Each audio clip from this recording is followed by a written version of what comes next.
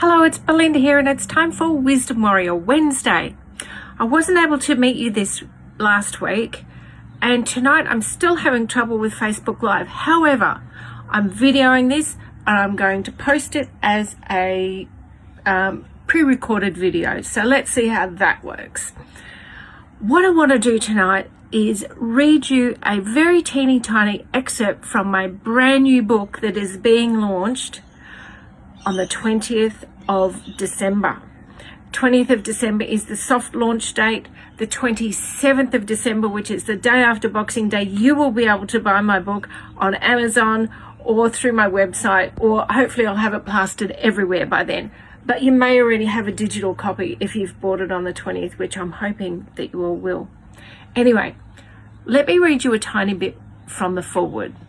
Not the foreword, the introduction. Get it right eventually. I didn't set out to write this book, but life has a way of nudging you when it's time to speak, not just from experience, but from wisdom. This book is deeply personal.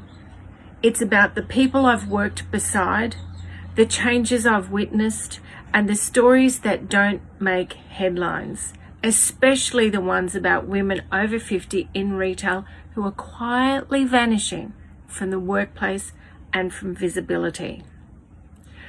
This book does refer quite a lot to the retail sector, but the narrative is similar across many other sectors.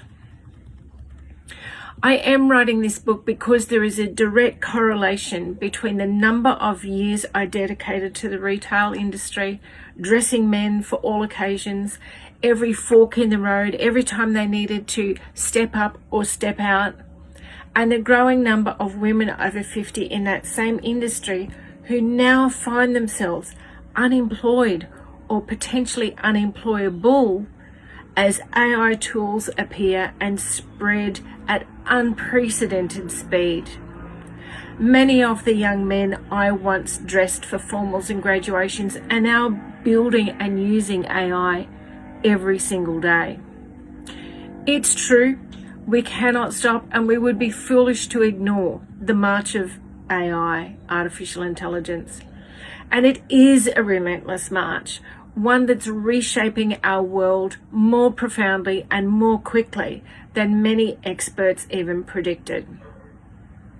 However, I wonder which major retailers will be bold enough to commit to keeping a full workforce on the floor to provide real customer care. AI can and already does handle many fact-based tasks and service inquiries through online chatbots, but there are many questions that it can't answer, and that gap is a huge source of frustration for customers.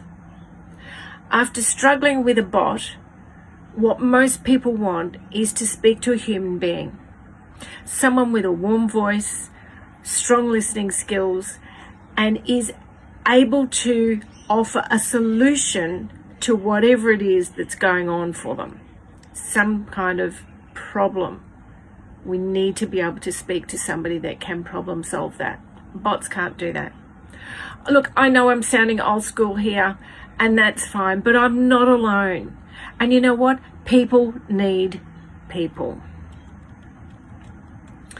There's a special significance, I think, to a more mature workforce, particularly a mature woman, dressing a young man for his first suit.